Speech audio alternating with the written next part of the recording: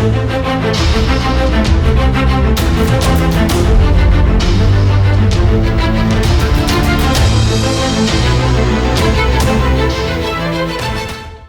Mains के score के basis पे इंडियन आर्मी अपने खर्चे पे इंजीनियरिंग कराता है 10+2 टेक्निकल एंट्री स्कीम के माध्यम से।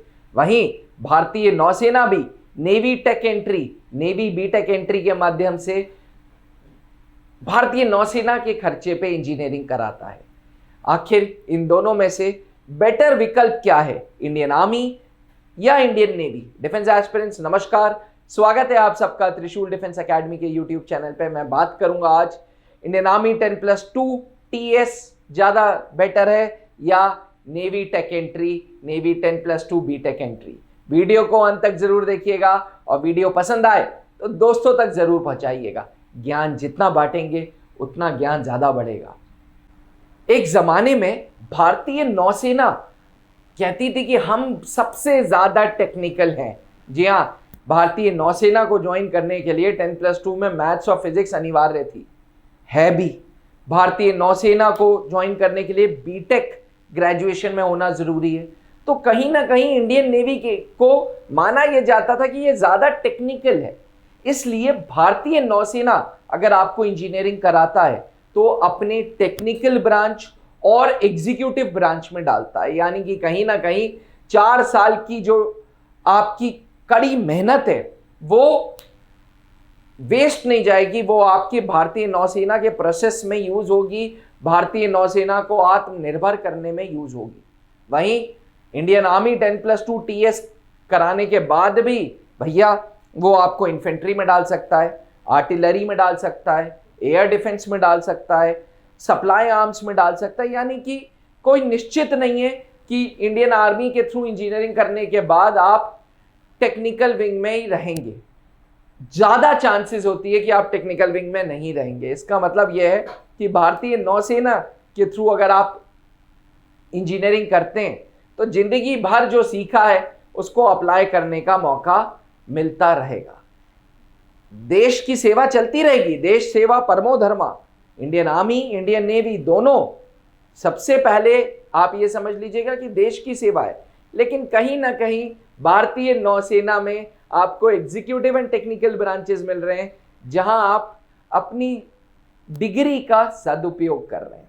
एस्पिरेंट्स, दूसरी बात, जहां इंडियन आर्मी की 10+2 TS की एंट्री में इतना कंपटीशन बढ़ गया है, वहीं नेवी बीटेक एंट्री में अभी इतना कंपटीशन नहीं है।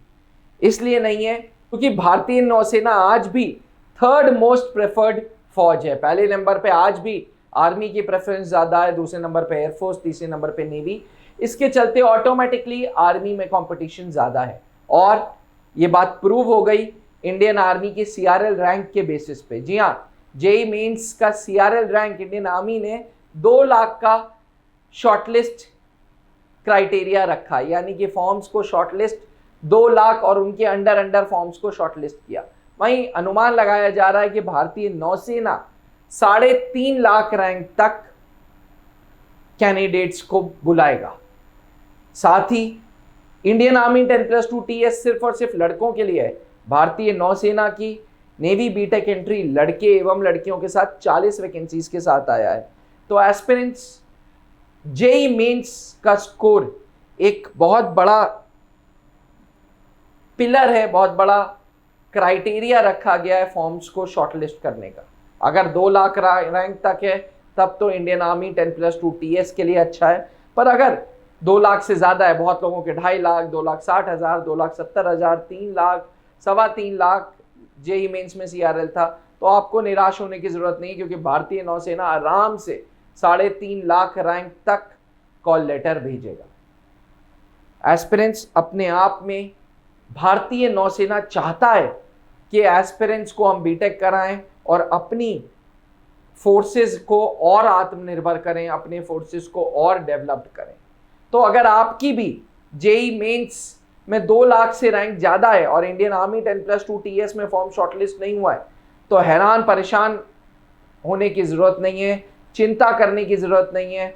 आप निश्चिंत, अगर 2 लाख से 3, 3.25, 3.5 लाख रैंक तक के बीच में जेई मेंस में लाए हैं तो इंडियन नेवी आपको बुलाएगी, नेवी बीटेक एंट्री के लिए। याद रखिएगा इसका सर्विसेज सिलेक्शन बोर्ड इंटरव्यू 5 दिन का होगा, जो कि विशाखापट्टनम, कलकत्ता, भोपाल, बैंगलोर या कोयम्बटूर में होगा। इन 5 सिलेक्शन बोर्ड में से एक बोर्ड में आपको बुलाया जाएगा और आपका पूरा का पूरा नेवी का सिलेक्शन सिस्टम, सिलेक्शन बोर्ड आपका इंटरव्यू लेगा। 5 दिन की प्रक्रिया होगी, वही 5 दिन जो आर्मी में है, बिल्कुल डिट्टो सेम।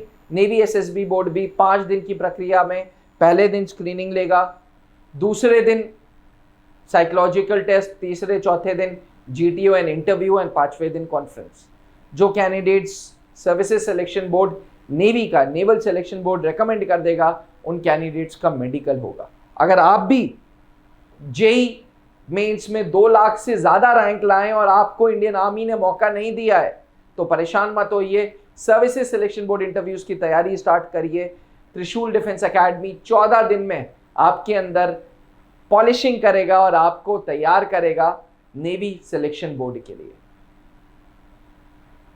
अधिक जानकारी के लिए नीचे लिखे हुए नंबर को पे संपर्क करें। थैंक यू, जय हिंद।